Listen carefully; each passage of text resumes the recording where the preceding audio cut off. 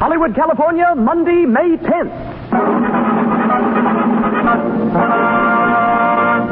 The Lux Radio Theatre presents Joan Crawford and Franchot in Mary of Scotland with Judith Anderson.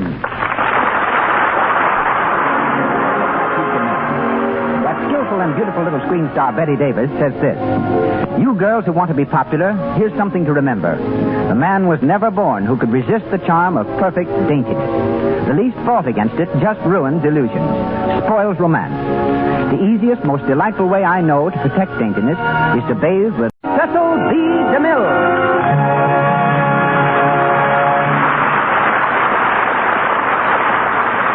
Greetings from Hollywood, ladies and gentlemen. The climax of tonight's play was created exactly 350 years ago, when in 1587, emissaries from the English crown entered the great hall of the castle of Fotheringay and read to a woman named Mary the memorable orders of Queen Elizabeth. Termed the most eloquent historical romance drama of our time, the story you will hear is the work of Maxwell Anderson.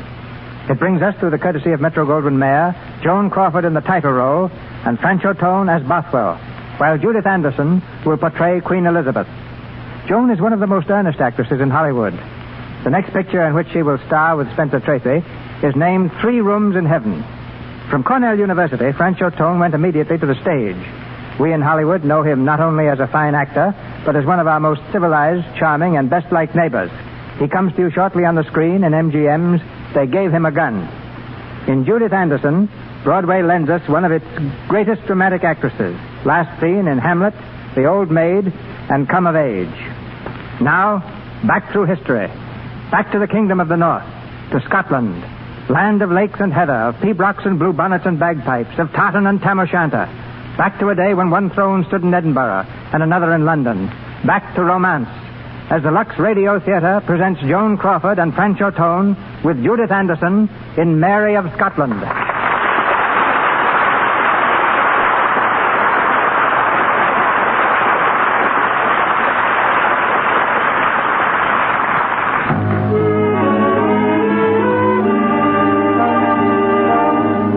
Scotland, in the year 1561, from France across the angry waters of the North Sea, Mary Stuart comes unheralded to take her rightful place upon the throne as Queen of Scots. It's a stormy midwinter night. On the pier at Leith, Scotland, 2 soldiers huddle in a corner seeking shelter from the wind and freezing rain. The Earl of Bothwell walks quickly along the pier and, stepping from the shadows, addresses them sharply. Leg it over the inn, one of you lads, and fetch a chair. What on God here, my lord? Curse your guard duty. The Queen of Scotland stepping out of a boat in velvet shoes. I thought there was a chair nearer than Edinburgh town. There's one at the Leith Inn, as you well know. Wouldn't have the silver for that in any case. What the devil do you mean by haggling over a dirty chair? Seize it. Seize it in the Queen's name. I'll fetch it. And you go with him. I will, my lord. The Queen of Scotland with her velvet shoes. We want none of her here. A very braw evening to you, Master Knox. And to you, Lord Bottle. It seems some here have heard of her coming, though not perhaps those she'd have chosen. You're not here by chance to greet Mary Stuart. If I had aught to say to her, it will be for her own ears. No doubt. And I have a little observe to make to you about that too, sir. I'm no such fool as to try to muzzle a minister. Nevertheless, whatever it was you were going to say, you won't say it. That's my observe to you. I shall say what I have come to say.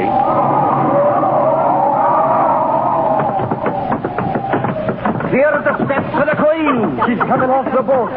Your Queen would be known if the world was stripped of subjects. The very trees and frozen mountains would bow down to you, Your Majesty. I can well imagine.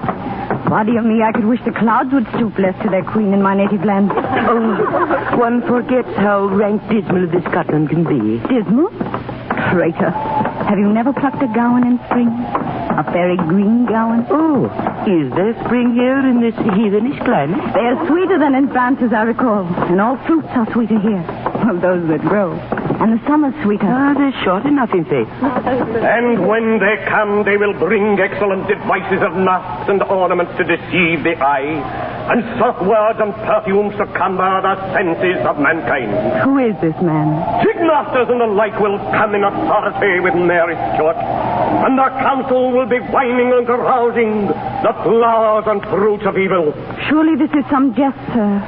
Surely this is not said in welcome to me. And what other welcome shall we give the woman of Babylon?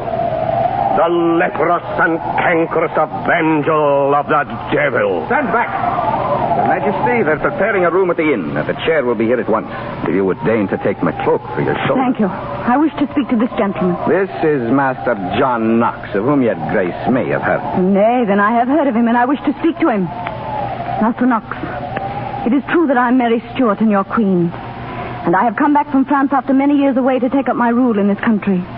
It is true, too, that I'm sad to leave the south and the sun. And I come here knowing that I shall meet with difficulties that would daunt many older and wiser than I am. For I am young and inexperienced, and perhaps none too adept in statecraft.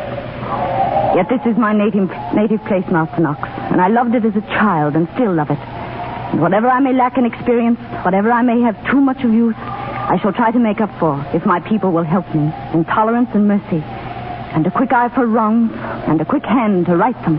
Hey, they told me you spoke, honey. Your Majesty, if the old goat has said anything that needs retracting... He shall retract nothing in fear. I will have all men my friends in Scotland. Can we not be friends, Master Knox?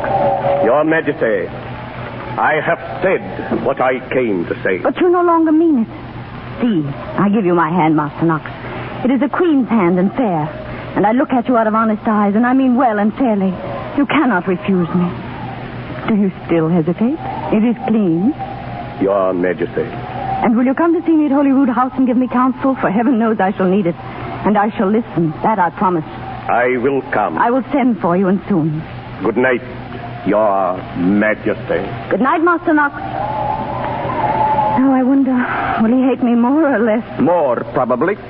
However, it's just as well to have him where he can watch him.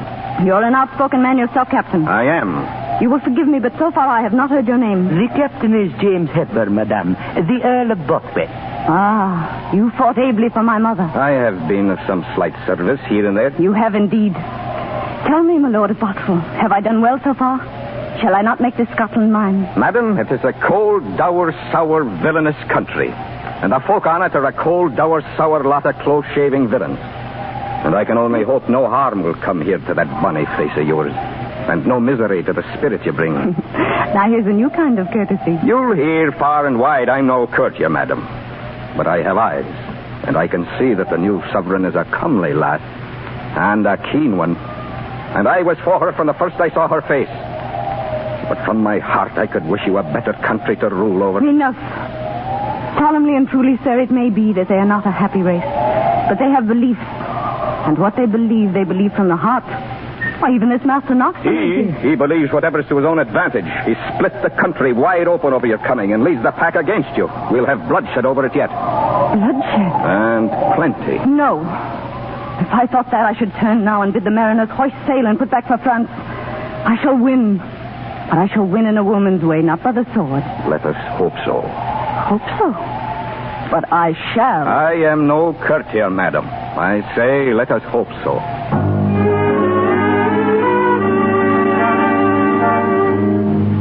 And so Mary Stuart began her reign in Scotland. Meanwhile, in the court in London, the jealous Queen Elizabeth of England begins to plot the downfall of the young sovereign.